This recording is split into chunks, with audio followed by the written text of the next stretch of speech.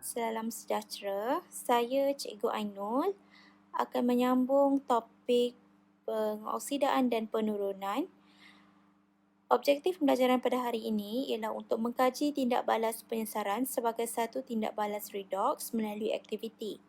Hasil pembelajaran pada hari ini ialah yang pertama, menulis persamaan setengah pengoksidaan dan penurunan, dan yang kedua, menulis persamaan ion bagi tindak balas redox. Terdapat dua tindak balas penyesaran yang anda akan pelajari pada hari ini. Yang pertama, tindak balas penyesaran logam daripada larutan garamnya. Pelajar perlu tahu bahawa keelektropositifan ialah kecenderungan sesebuah atom untuk membebaskan elektron bagi membentuk kation. Seterusnya, siri elektrokimia pula ialah satu siri penyusunan logam mengikut tertib keupayaan elektrod piawai iaitu E0 dari paling negatif ke paling positif. Dan logam yang lebih elektropositif adalah ejen penurunan yang lebih kuat kerana nilai E0 yang lebih negatif. Maka, logam tersebut lebih mudah melepaskan elektron. Okey. Ini adalah siri elektrokimia.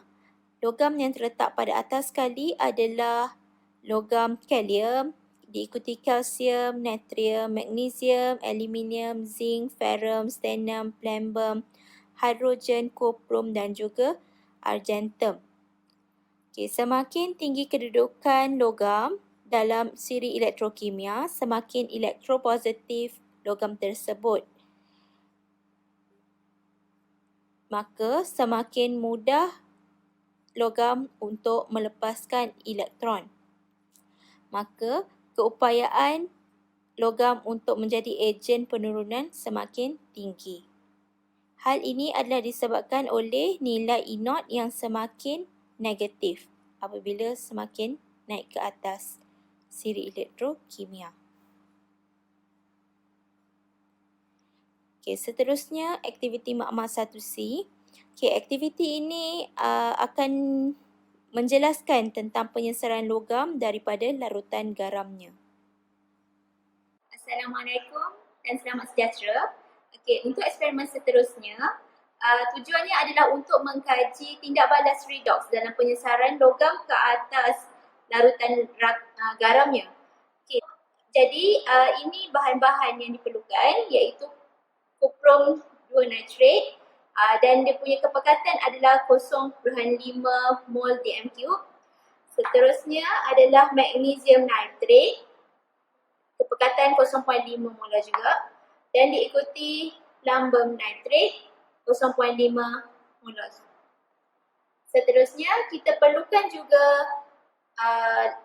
kertas pasir untuk membersihkan kepingan-kepingan logam. So, kepingan logam yang diperlukan adalah kepingan magnesium, kepingan plumberm dan juga kepingan koprum. Radas yang diperlukan adalah tabung uji, 9 tabung uji dan juga rak tabung uji. So, langkah-langkah eksperimennya adalah langkah pertama, ambil sedikit larutan koprum nitrate sebanyak 5 cm3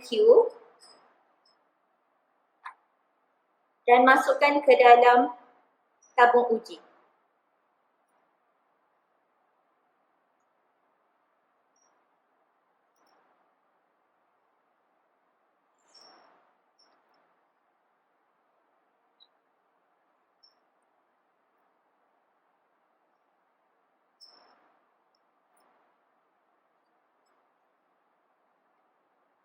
Seterusnya, kita masukkan larutan magnesium nitrate ke dalam tabung uji yang kedua.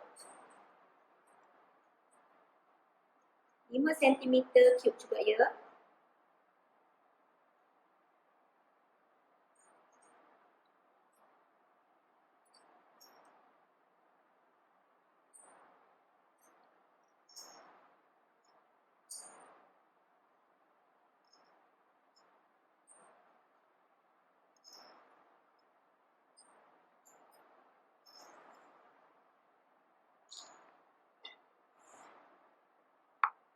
Seterusnya kita masukkan larutan ketiga iaitu larutan plumbum nitrate sebanyak 5 cm3 juga ke dalam test tube tabung uji yang ketiga.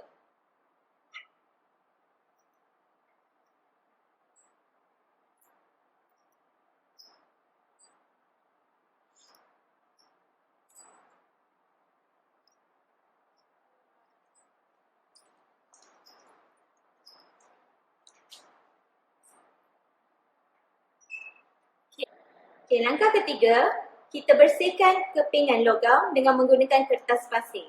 Untuk membersihkan logam, kita perlukan white tile ini dan letakkan kepingan logam di atas tile ini. Begini ya pelajar, untuk membersihkan kepingan logam. Anda pastikan kepingan logam anda bertukar menjadi warna kelabu. Okay. Seterusnya, masukkan kepingan logam magnesium ke dalam larutan cuprum nitrate dan goncangkan diikuti logam magnesium ke dalam larutan magnesium sulfate. Dan yang terakhir, kepingan magnesium di dalam larutan plumbum nitrate.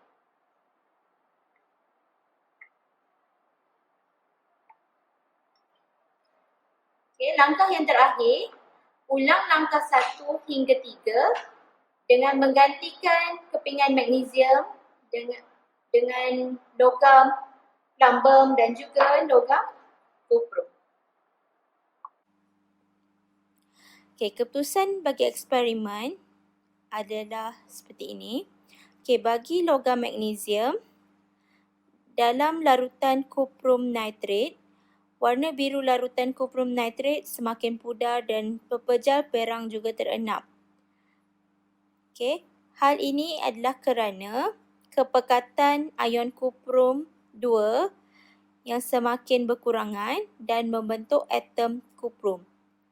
Okay, jadi logam pepejal perang yang terenap tu merupakan atom cuprum yang telah terbentuk. Okay, mengapa hal ini terjadi? Kerana magnesium adalah lebih elektropositif daripada cuprum. Oleh itu, magnesium menyesarkan ion cuprum 2 daripada larutan cuprum nitrate. Okay, dalam larutan magnesium nitrate, tiada perubahan yang dapat dilihat. Mengapa? Kerana magnesium tidak akan bertindak balas dalam larutan magnesium nitrate. Dan kepekatan ion magnesium dalam larutan magnesium nitrate akan kekal sama. Disebabkan itulah tiada perubahan yang kita dapat lihat. Okay, manakala dalam larutan plumbum nitrate, pepejal kelabu terenap dan kepingan magnesium menipis. Mengapa? Kerana atom plumbum telah terbentuk. Okay, maka pepejal kelabu adalah disebabkan oleh atom plumbum yang telah terbentuk. Okay, kenapa pepejal kelabu terbentuk? Hal ini disebabkan oleh magnesium lebih elektropositif daripada plumbum. Maka magnesium akan dapat menyesarkan ion plumbum daripada larutan plumbum nitrate. Okay, berdasarkan gambar ini, okay, pada mulanya warna kepekatan cuprum nitrate adalah sangat pekat. Okay, beberapa minit kemudian warnanya semakin pudar dan kepingan logam juga mempunyai logam perang yang telah terenap. Disebabkan itu, kepingan logam semakin menebal. Okay, seterusnya,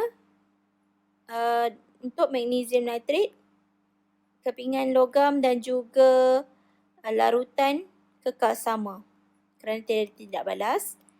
Dalam plumbum nitrate, larutan plumbum nitrat ada perubahan kerana pepejal kelabu telah terenap.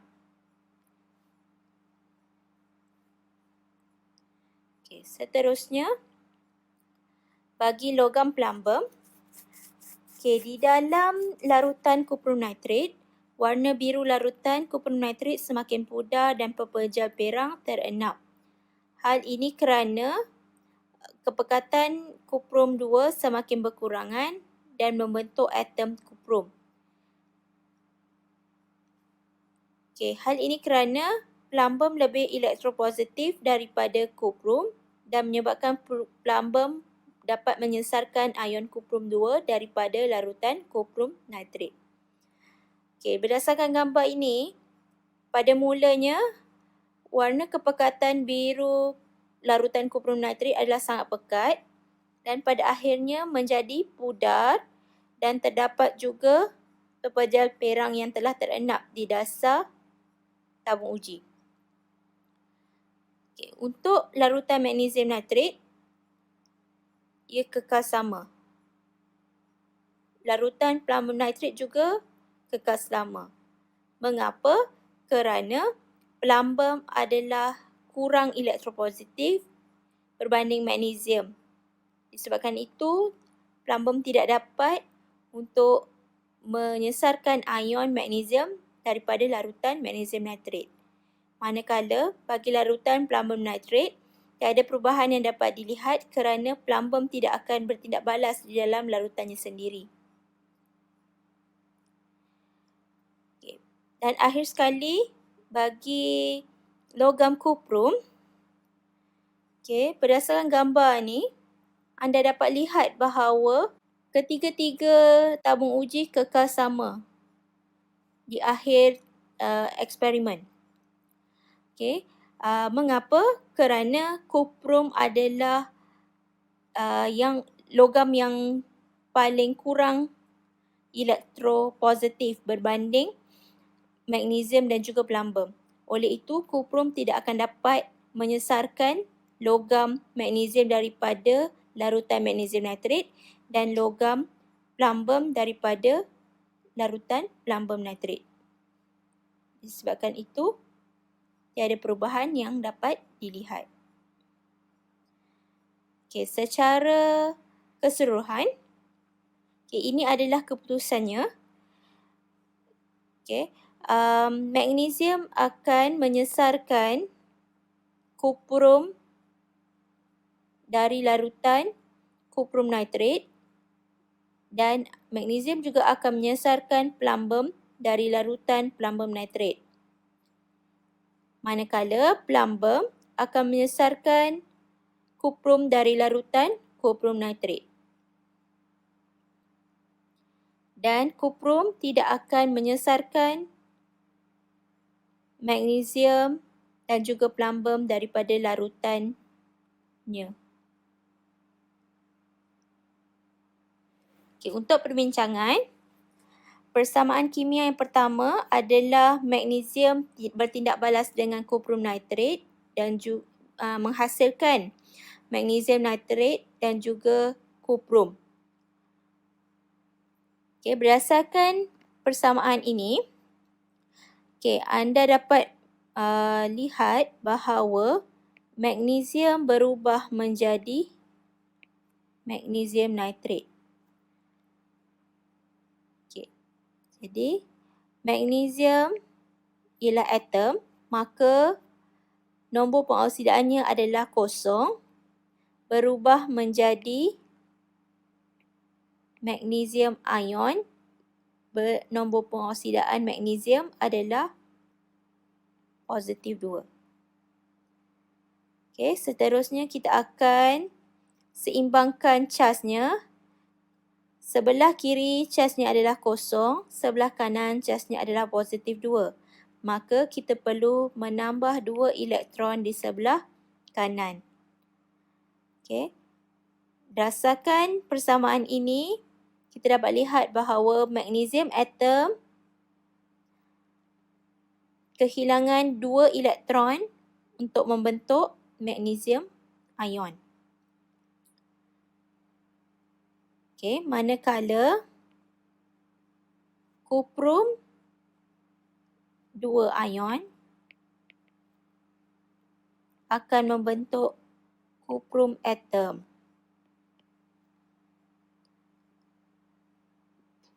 Kemudian kita seimbangkan nombor pengoksidaannya. Sebelah kiri positif 2, sebelah kanan kosong. Maka kuprum 2 perlu menambah 2 elektron untuk menjadi seimbang. Okey, untuk menghasilkan persamaan ion, kita perlu menambah 2 persamaan setengah ini. Sebelum itu, anda perlu pastikan bahawa bilangan elektron bagi kedua-dua persamaan setengah adalah sama. Okey, disebabkan oleh bilangan elektron kedua-duanya telah sama, iaitu positif 2, iaitu 2 elektron, maka kita boleh hapuskan dan menjadikan persamaan ion magnesium bertindak balas dengan kuprum 2 menghasilkan magnesium 2 ion dan juga kuprum. Okey, berdasarkan persamaan setengah ini,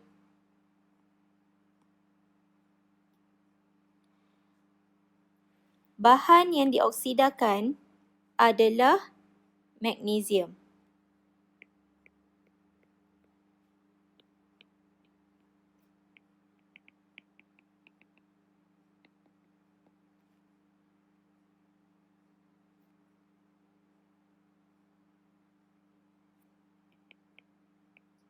Mengapa?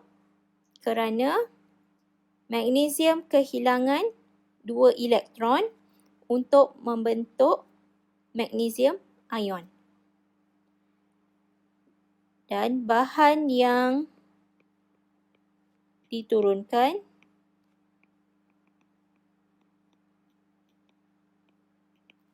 adalah kuprum nitrat.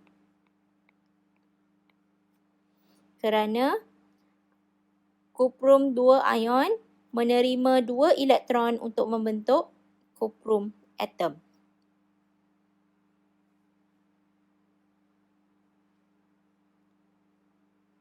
Seterusnya, bagi persamaan kimia yang kedua, magnesium bertindak balas dengan plumbum nitrat menghasilkan magnesium nitrat dan juga plumbum. Okey. Jadi, berdasarkan persamaan kimia ini, magnesium atom akan membentuk magnesium ion.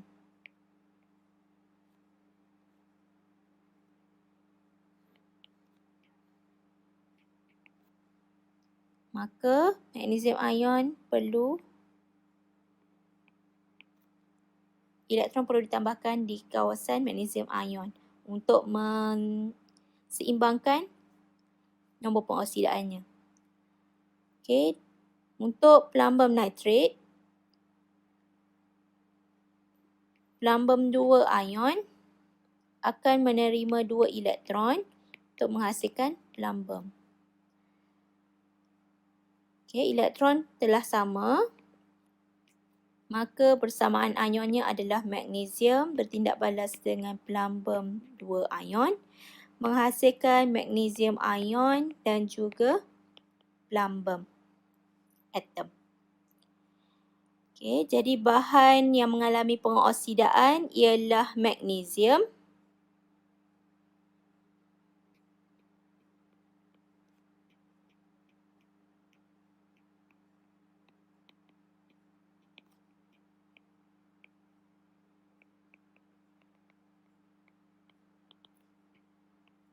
Manakala bahan yang mengalami penurunan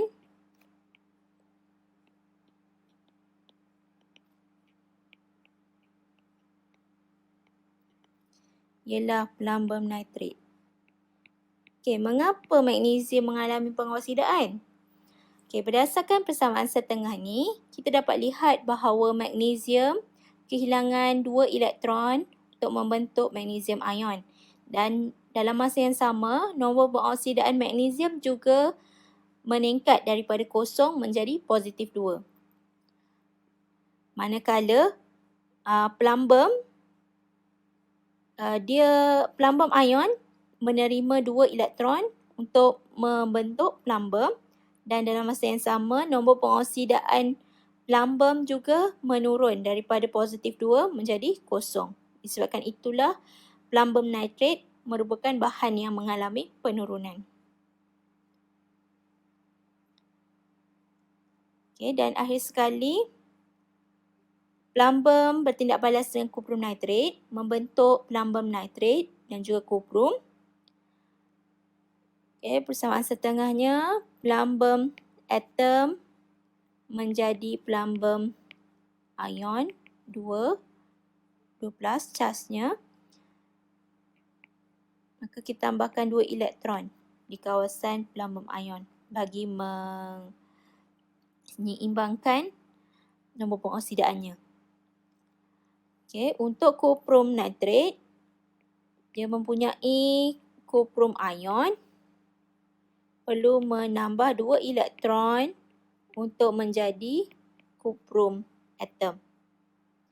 Elektron telah sama, kita boleh hapuskan dan menjadikan persamaan ionnya plumbum bertindak balas dengan kuprum 2, menghasilkan plumbum ion dan juga kuprum atom. Bahan yang dioksidakan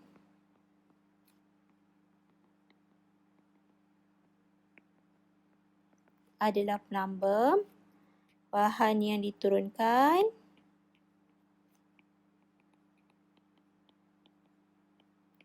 ialah kuprum nitrate. Kerana plumbum mengalami kenaikan nombor pengoksidaan daripada kosong menjadi positif 2, dan plumbum juga kehilangan 2 elektron bagi membentuk plumbum ion. Disebabkan itulah plumbum merupakan bahan yang dioksidakan. Okay, kuprum nitrate merupakan bahan diturunkan kerana nombor pengoksidaan kuprum menurun daripada positif 2 menjadi kosong, dan kuprum ion menerima 2 elektron bagi membentuk kuprum atom. Okay, tindak balas penyesaran yang kedua ialah tindak balas penyesaran halogen daripada larutan halidanya. Okay, atom unsur halogen akan menerima elektron untuk membentuk ion halida yang mengalami tindak balas penurunan dan bertindak sebagai ejen pengoksidaan. Okay, pelajar perlu tahu bahawa apabila kita menuruni kumpulan 17, kereaktifan unsur halogen semakin berkurang.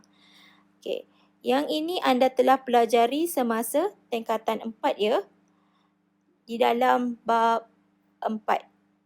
Okay, semakin turun kumpulan 17, semakin kurang kereaktifan unsur halogen tersebut. Okay, dan anda perlu tahu bahawa halogen yang berada lebih atas adalah lebih reaktif, maka halogen tersebut dapat menyesarkan halogen yang berada di bawah daripada larutan halidanya. Okay, ini adalah unsur di dalam kumpulan 17. Unsur yang terletak paling atas di dalam kumpulan 17 adalah fluorin, diikuti klorin, bromin, iodin dan juga asetin. Okay. Fluorin merupakan unsur halogen yang paling reaktif kerana fluorin adalah unsur yang paling elektronegatif, maka fluorin lebih mudah untuk menerima elektron, dan keupayaan fluorin untuk menjadi ejen pengoksidaan adalah paling tinggi berbanding klorin, bromin, iodin dan asetin. Okay, untuk menjelaskan konsep penyesaran halogen daripada larutan halidanya, ini adalah aktiviti makmalnya. Tujuan eksperimen adalah untuk mengkaji tindak balas redox dalam penyesaran halogen daripada larutan halidanya. Bahannya adalah air klorin, air bromin, larutan iodin, larutan kalium klorida berkepekatan 0.5 mol per dm3, larutan kalium bromida berkepekatan 0.5 mol per dm3, larutan kalium iodida berkepekatan 0.5 mol dm3 dan juga pelarut organik 111-trichloroethana. Radas yang diperlukan ialah tabung uji, silinder penyukat dan juga rak tabung uji. Prosedur untuk eksperimen ini ialah yang pertama, tuang 2 cm padu air klorin ke dalam tabung uji. Kemudian, tambahkan 2 cm padu pelarut organik 111-trichloroethana dan goncangkan campuran dengan kuat. Kemudian, biarkan selama 30 saat tabung uji tersebut di atas rak tabung uji. Selepas itu, perhatikan dan rekodkan warna lapisan larutan aqueous dan juga lapisan 111-trichloroethana. Ulang langkah 1 hingga 5 dengan menggunakan air bromin dan larutan iodin. Keputusan bagi eksperimen tersebut ialah klorin akan berwarna kuning kehijauan dalam larutan aqueous dan berwarna kuning di dalam 111-trichloroethana. Manakala bromin akan berwarna perang dalam larutan aqueous dan juga larutan 111-trichloroethana. Iodin pula akan berwarna perang di dalam larutan aqueous dan ungu di dalam 111-trichloroethana.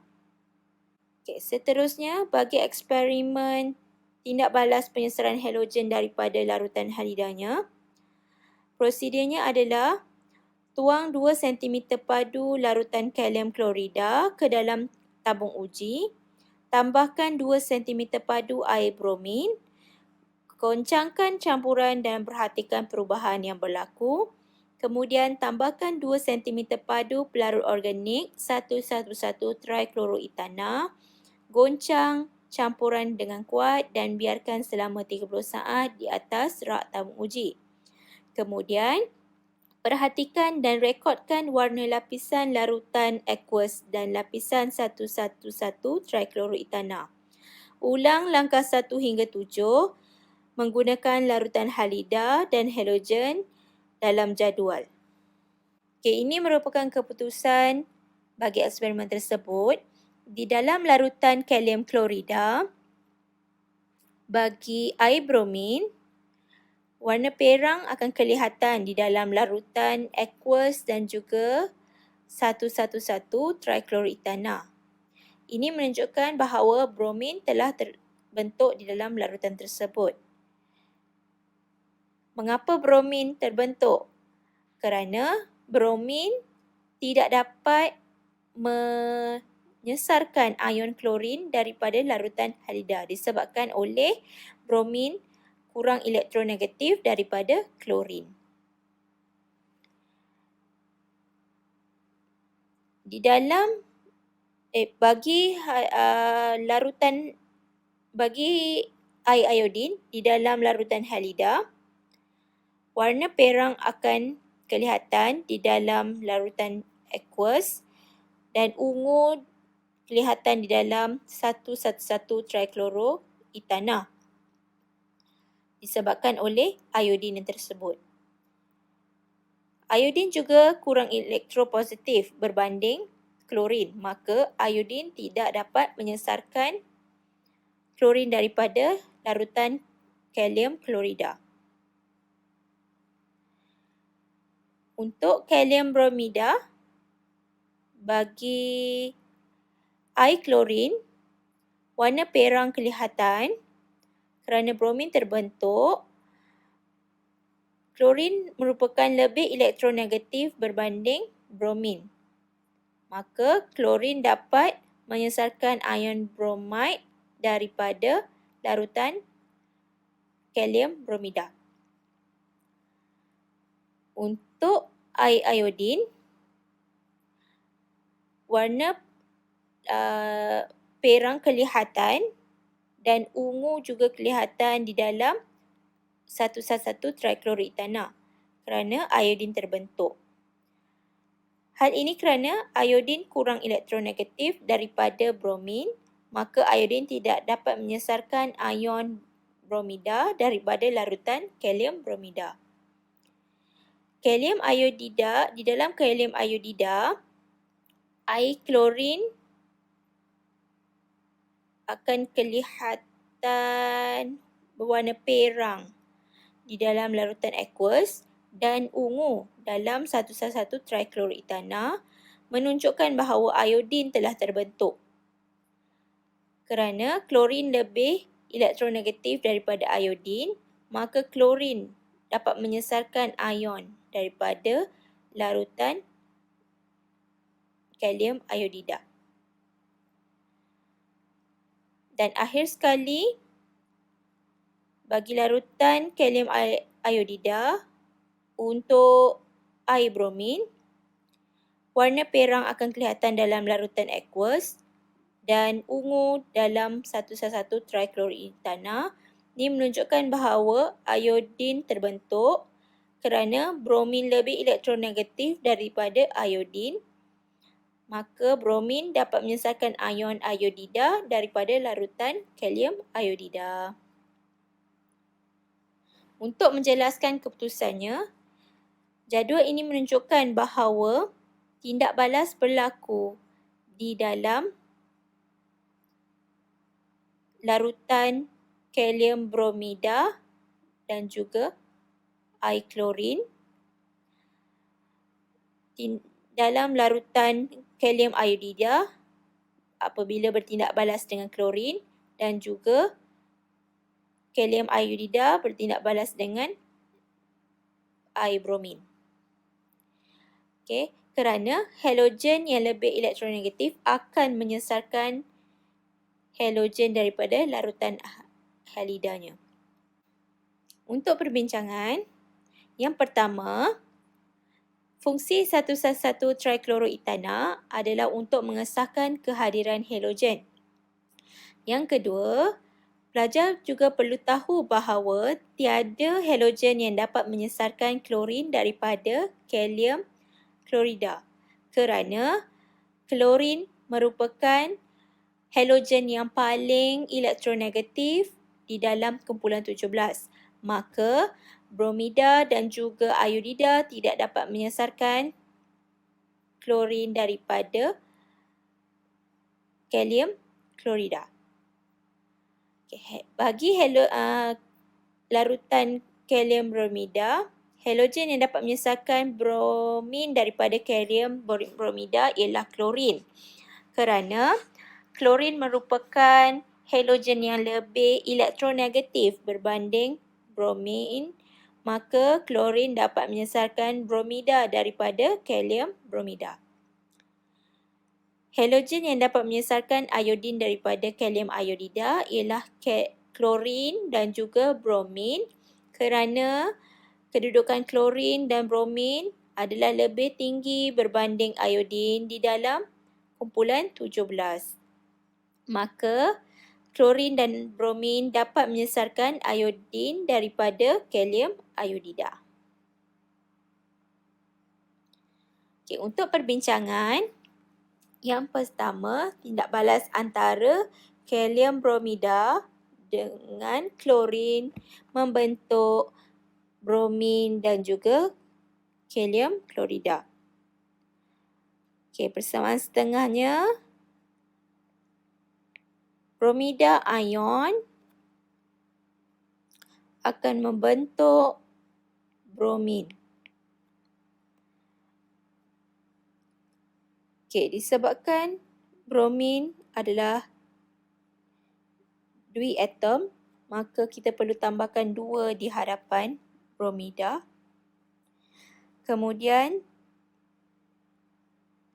tambahkan 2 elektron di sebelah kanan untuk menyeimbangkan cas atau menyeimbangkan nombor pengoksidaan. So, nombor pengoksidaan di sebelah kiri ialah -2 dan di sebelah kanan juga sekarang -2. Okey, persamaan setengah yang kedua ialah klorin membentuk klorida. Tambahkan 2 di hadapan klorida, maka klorin perlu menerima 2 elektron untuk menyeimbangkan nombor pengoksidaannya.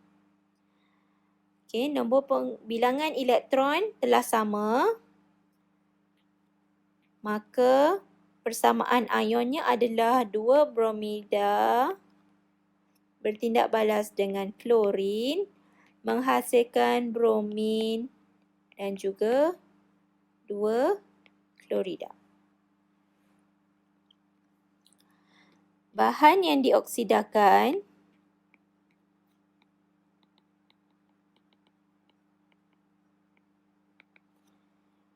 ialah kalium bromida kerana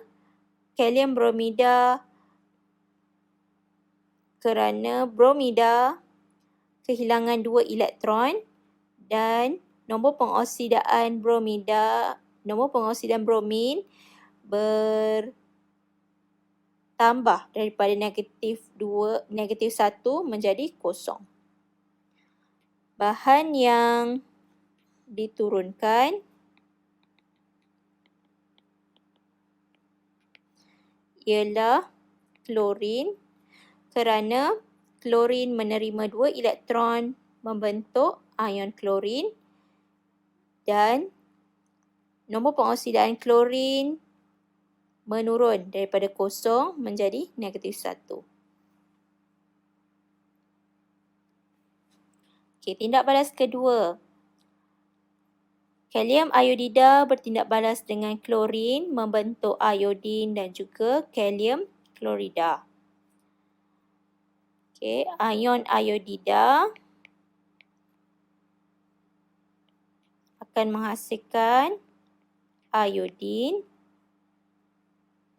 dan kita tambahkan 2 elektron di sebelah kanan.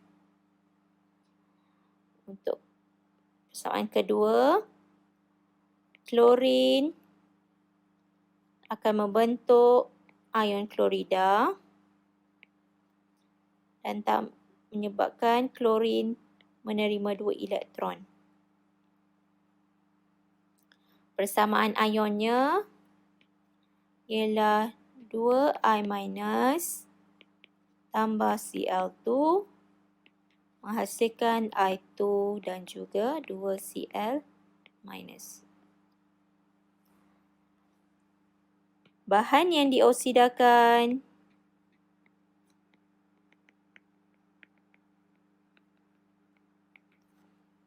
ialah Ki kerana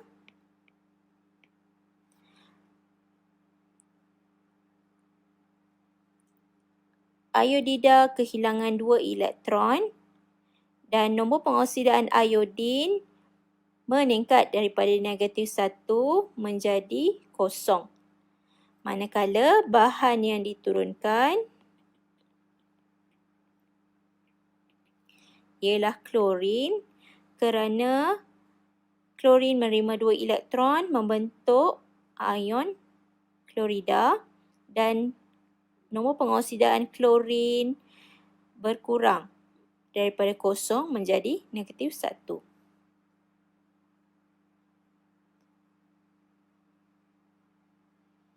Okay, dan akhir sekali, untuk tindak balas kalium iodida dan juga bromin, dia akan menghasilkan iodin dan juga kalium bromida. Okay, maka ion iodida akan menghasilkan iodin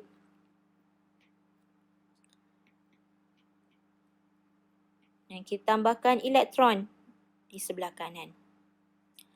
Okey, bagi bromin, dia perlu menerima 2 elektron dan membentuk ion bromida. Persamaan ionnya, 2I- bertindak balas dengan bromin, menghasilkan I2 dan juga 2Br-. Bahan yang dioksidakan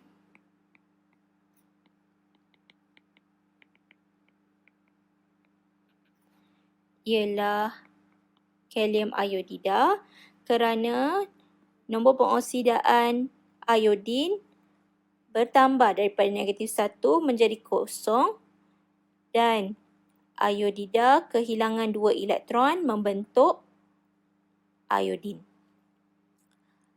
Bahan yang diturunkan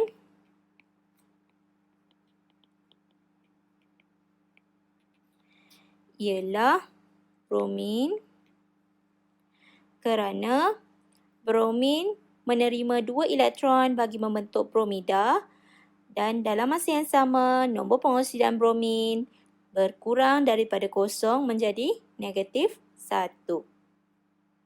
Okey. Saya ringkaskan pembelajaran kita pada hari ini ialah penyesaran logam daripada larutan garamnya. Okey, itu berdasarkan dari siri elektrokimia. Okey, yang paling atas adalah kalium diikuti kalsium, natrium, magnesium, aluminium, zinc, ferrum, stannum, rhombium, hidrogen, kuprum dan juga argentum. Okey, semakin atas kedudukan logam, semakin reaktif.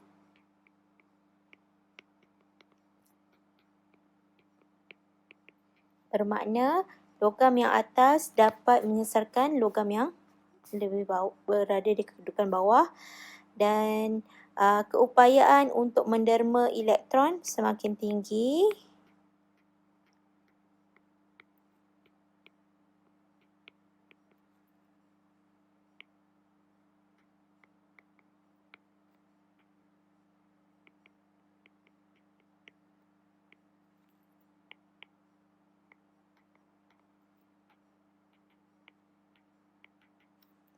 Jadi, semakin atas kedudukan, semakin berupaya untuk menjadi ejen penurunan. Okey. Bagaimana nak ingat? So, ini caranya. So, kalau kahwin, Nani mesti amal zakat fitrah supaya perhubungan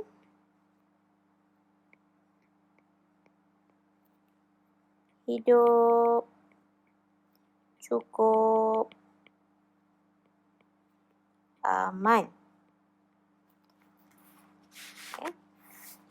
Untuk kumpulan 17, yang paling atas ialah fluorin, diikuti klorin, bromin, iodin dan juga astatin. Okay. Semakin tinggi kedudukan unsur dalam kumpulan 17, semakin reaktif.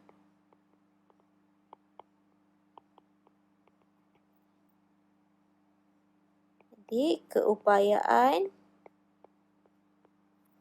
untuk menerima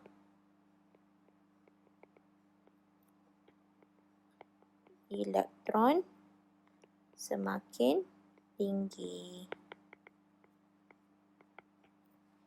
Jadi, semakin tinggi kedudukan, semakin berupaya unsur halogen tersebut untuk menjadi ejen pengoksidaan.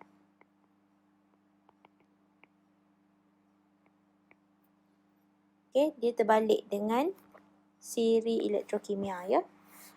Okey, bagaimana untuk ingat unsur dalam kumpulan 17?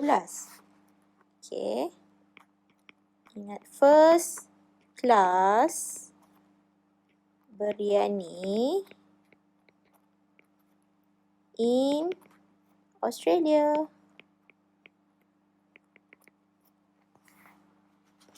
Okey, untuk latihan soalan ini. Persamaan berikut menunjukkan penyesaran logam Y daripada larutan garamnya. Okey, berdasarkan persamaan ini, kita dapat lihat bahawa X dapat menyesarkan Y daripada larutannya membentuk X nitrit. So, X ganti tempat dengan Y. So, bermaksud X kedudukannya lebih tinggi berbanding Y. Okay. Jadi, berdasarkan siri elektrokimia tadi, kalau kahwin, Nani mesti amal zakat fitrah supaya berhubungan hidup cukup aman. Okey, jadi kita pergi satu-satu. Okey, kalau X adalah zinc. Okey. So, X mesti lebih tinggi berbanding Y. So, A, X zinc, Y magnesium. So, tengok magnesium lagi tinggi daripada zinc. So, bermakna magnesium bukan Y. Y bukan magnesium. So, kita cuba pula B. X adalah zinc, ferrum adalah Y. So, betul lah. Ferrum lebih rendah berbanding zinc. Maka, zinc dapat menyesarkan ferrum daripada ferrum nitrit. Membentuk zinc nitrit dan juga ferrum. Okey, soalan seterusnya. Okey, ini merupakan soalan esei. Dan markahnya 6 ya. Okey, jadi untuk soalan ni anda diperdengarkan untuk menjawab dalam bentuk point form. Okey, Raja 8 menunjukkan maklumat bagi tindak balas 1 dan tindak balas 2.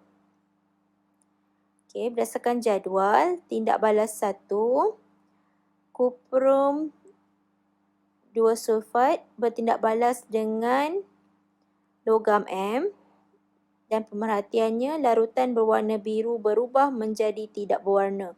Okey, mengapa larutan berwarna biru? Disebabkan oleh larutan pada awalnya adalah kuprum 2 sulfat. Okey. Itu bermaksud M dapat menyesarkan kuprum 2 lah. So, M sepatutnya lebih tinggi berbanding kuprum.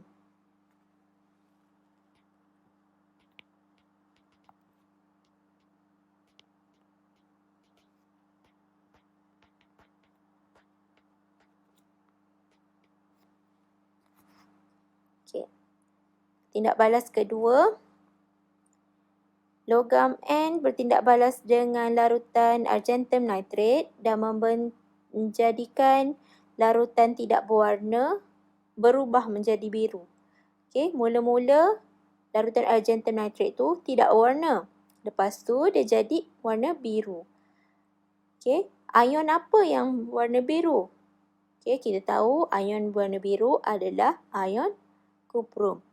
Jadi, N adalah kuprum.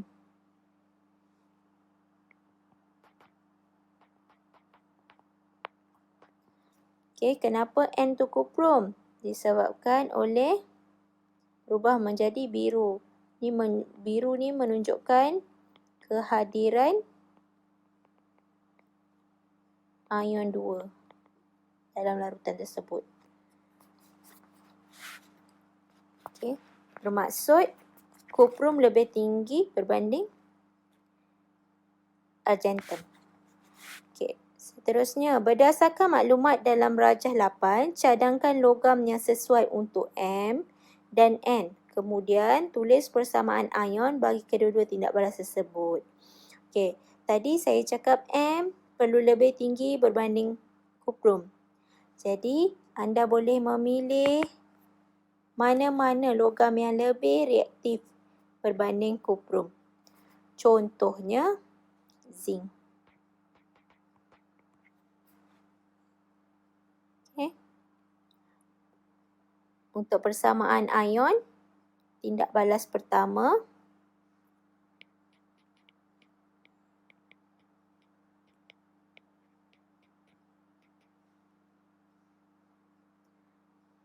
okay, pada mulanya anda mempunyai bahannya adalah logam M. Logam M tadi adalah zinc. Maka zinc atom bertindak balas dengan dalam larutan tersebut mempunyai ion kuprum 2. Okey, membentuk larutan berwarna biru berubah menjadi tidak berwarna. Bermaksud kuprum telah menyesarkan zinc telah menyesarkan kuprum daripada kuprum 2 dan membentuk ion zinc dan juga kuprum atom. Okay, untuk tindak balas kedua,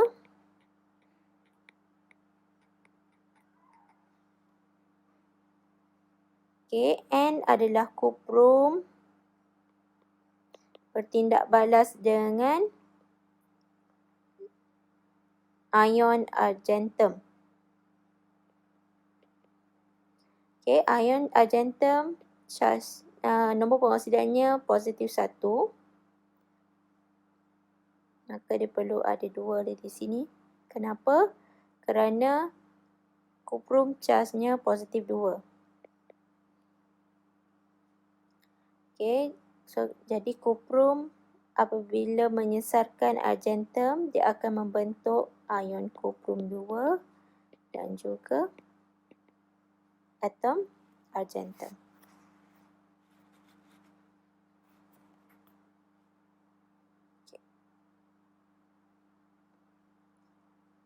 Okay, seterusnya, satu tindak balas redox boleh diwakili oleh persamaan berikut.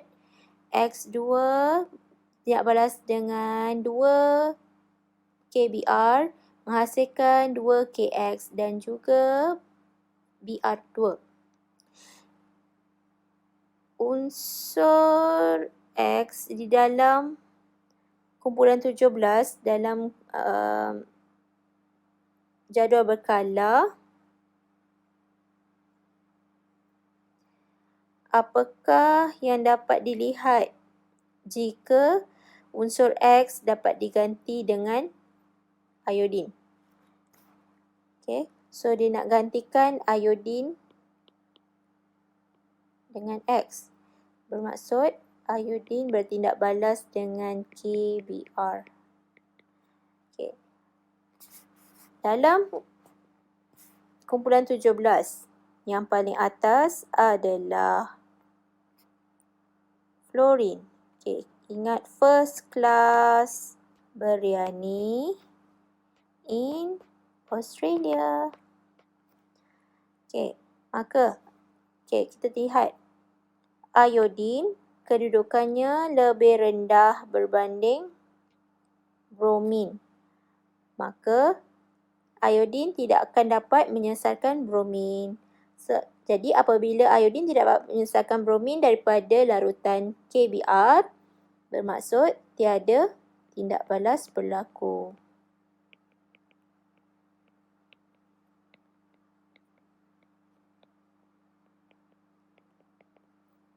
Okay, maka pemerhatiannya apa?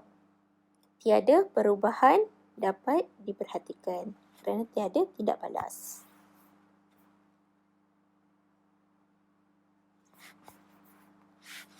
Seterusnya, jadual menunjukkan keputusan tindak balas antara halogen dengan larutan halida untuk menentukan kereaktifan halogen. Tindak balas berlaku di dalam larutan halida apabila kalium bromida bertindak balas dengan klorin dan kalium iodida bertindak balas dengan klorin serta kalium iodida bertindak balas dengan bromin.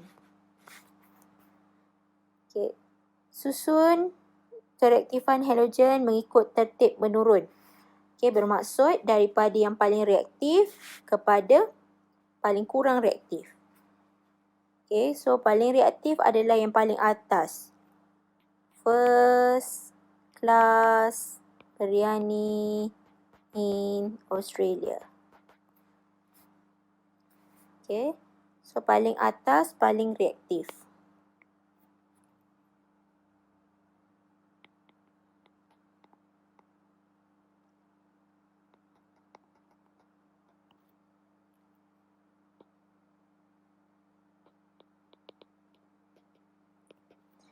Maka jawapannya adalah B. Chloride, bromide, iodide. Chloride datang daripada Cl-, bromide Br-, iodide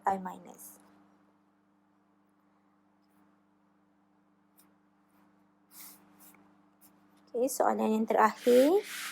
Jadual menunjukkan keputusan dua eksperimen 1 dan 2 bagi penyesaran halogen. Tiada tindak balas berlaku antara air bromin dan juga kalium klorida. Tindak balas berlaku antara kalium bromida dan juga air klorin. Terangkan tindak balas redox yang berlaku dalam eksperimen 1 dan 2. Dalam jawapan anda, masukkan semua persamaan setengah yang terlibat. So dia nak persamaan setengah. Dan kita perlu terangkan tindak balas yang berlaku.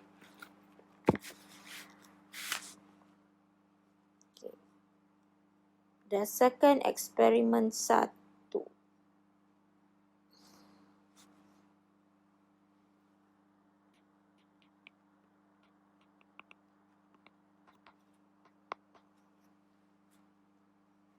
Iaitu yang ini. Ini eksperimen 1.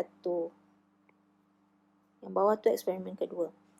Eksperimen 1, bromin tindak balas dengan kalium klorida, namun tiada tindak balas. Kenapa tiada tindak balas? Bermaksud bromin tidak dapat menyesarkan klorida daripada kalium klorida. Kenapa? Kerana yang pertama, bromin kurang elektronegatif.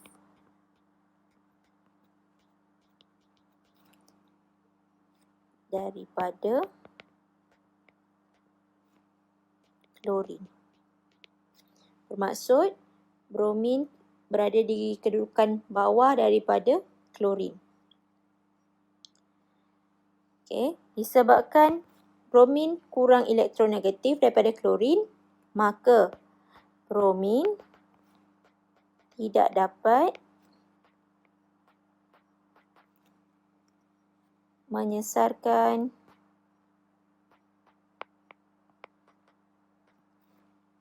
klorin daripada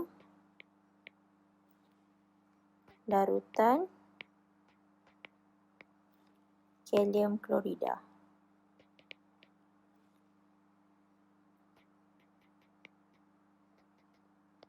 Disebabkan tiada tindak balas berlaku, maka tiada persamaan setengah.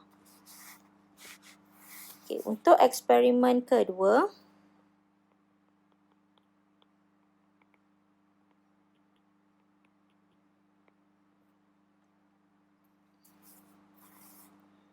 tindak balas antara kalium bromida dan juga klorin, tindak balas berlaku kerana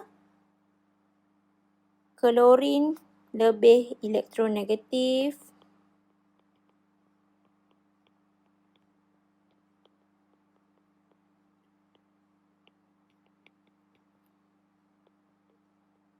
Daripada bromin.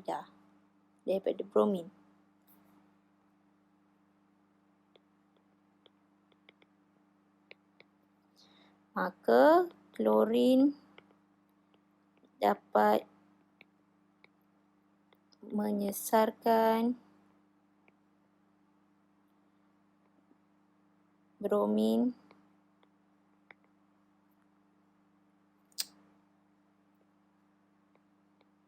daripada larutan kalium bromida. Okey, disebabkan KBr bertindak balas dengan klorin, maka penyesaran berlaku. Maka klorin akan menyesarkan ion KBr menghasilkan KCl dan juga bromin.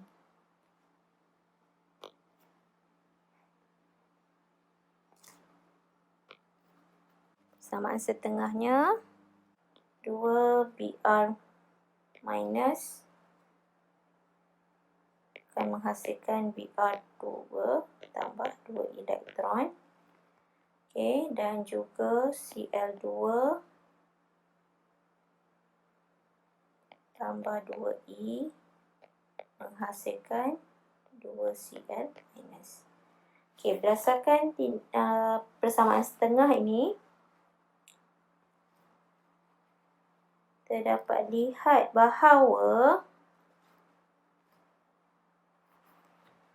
klorin diturunkan membentuk klorid.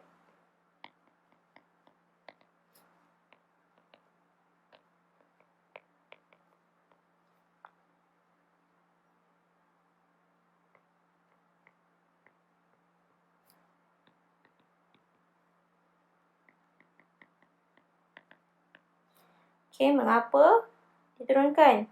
Kerana klorin menerima 2 elektron, maka jelaslah bahawa klorin diturunkan, mengalami penurunan. Okey, manakala bromida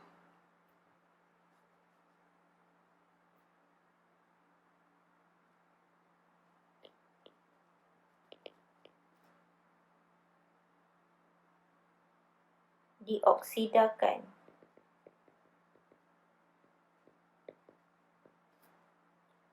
membentuk bromin. Okay, kerana bromida kehilangan 2 elektron. Okay, sekian sahaja pembelajaran kita pada hari ini. Okay, untuk mendapatkan latihan yang lebih lanjut, anda bolehlah menghubungi guru-guru anda melalui Google Classroom ataupun Telegram. Sekian, terima kasih.